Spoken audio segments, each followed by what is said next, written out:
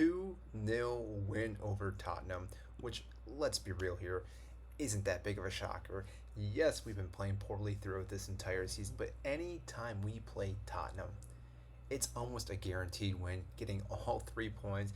And even the squad that came out today in this match, yes, you could argue this was one of our weaker squads we've had throughout this entire season.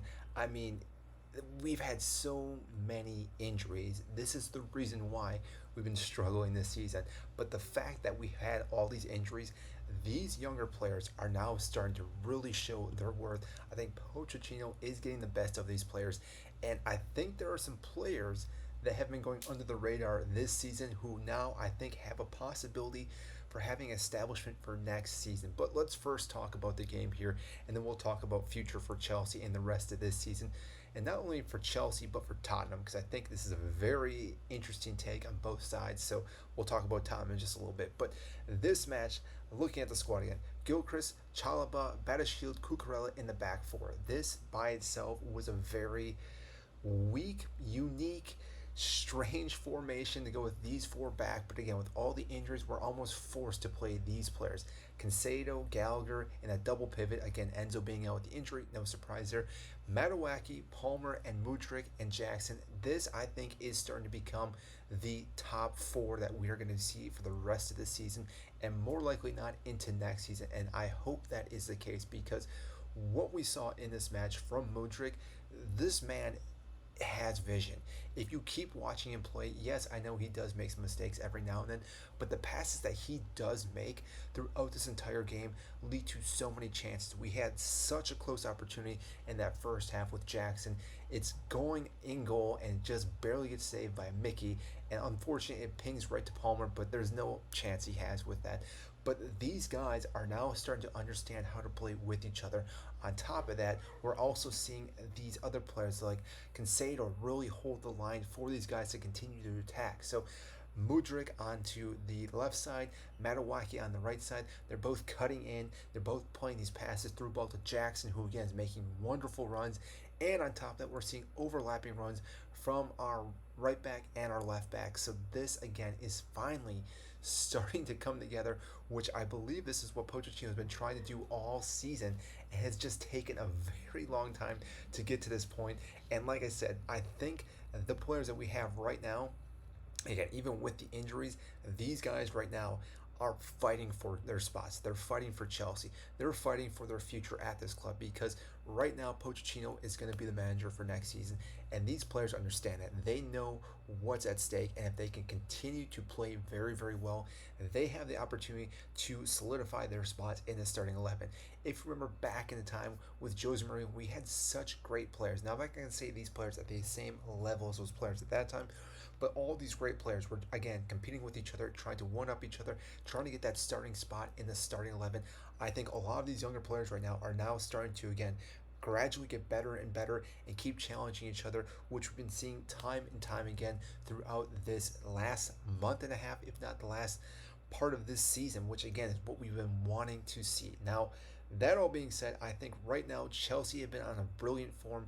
Yes, I do understand we had the 5-0 loss to Arsenal recently, but if you take away that match itself, beat Everton 6-0, we went, and again, I think we played very, very well against Manchester City in the FA Cup final. Unfortunate the way that game went, but again, that was a great showing. Yeah, the Arsenal game, again, I understand. Aston Villa coming back with a 2-2 draw, that one. Now just beating Tottenham 2-0, and on top of before that, we've had a few other close matches, but we have been playing very, very well, and a lot of these players again continue to keep playing better. I think Jackson is at that breaking point where he is starting to find his rhythm. Yes, and now he's a very frustrating player, but if you watch him play time and time throughout each match, he has so many opportunities and creates so many chances, which is something that you do not see with a lot of forwards in the game right now.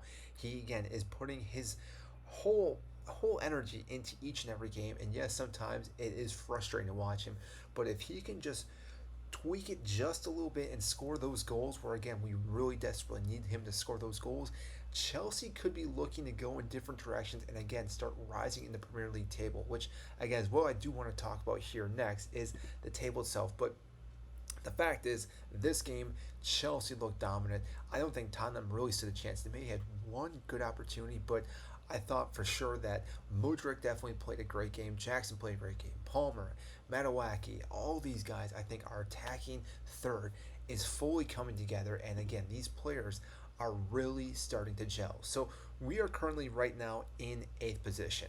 We just went above West Ham. We do play West Ham coming up here soon, but in the table right now, we're in 8th place with 51 points. We're behind Manchester United with 3 points. Same on 34 games right now, but as we know, Manchester United are really struggling. Newcastle struggling, a lot of injuries as well. They may be able to do something with that. But the funny thing is Tottenham right now, sitting in 5th place, 60 points. Their last 3 matches, loss, loss, loss. They had that one win and a draw. They right now are stuck in the mud. This team, they have to go and play Manchester City. They have to play, I'm trying to think who else they have to play at.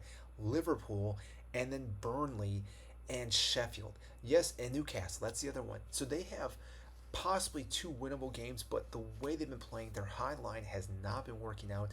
This is a team that there's a small possibility that they do not win a single game for the rest of the season. Yes, I do not like Tottenham. I'm a Chelsea fan here, obviously, but there is an opportunity that they do not win a single game, and there is still the possibility of Europa League for Chelsea or any of those other teams we mentioned before, because I do not think Tottenham win any more games. I think they finish at 60, which is quite remarkable because they do play some bottom half table teams, but they just cannot do anything as of lately. I think maybe the locker room's been gone. Some of these players just don't seem to be playing well. They have injuries. They right now cannot do anything else.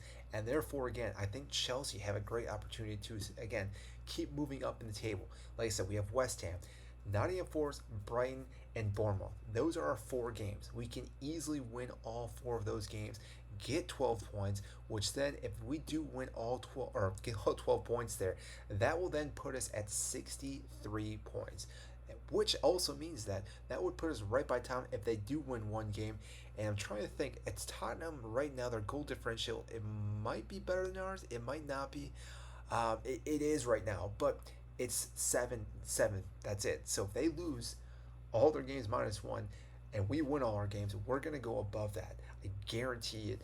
And therefore, again, there's this opportunity for us to actually finish in 5th position, which again is quite remarkable. I don't really think it's going to happen. There is a small possibility, but again, I don't think Tottenham finish in Europa League spot.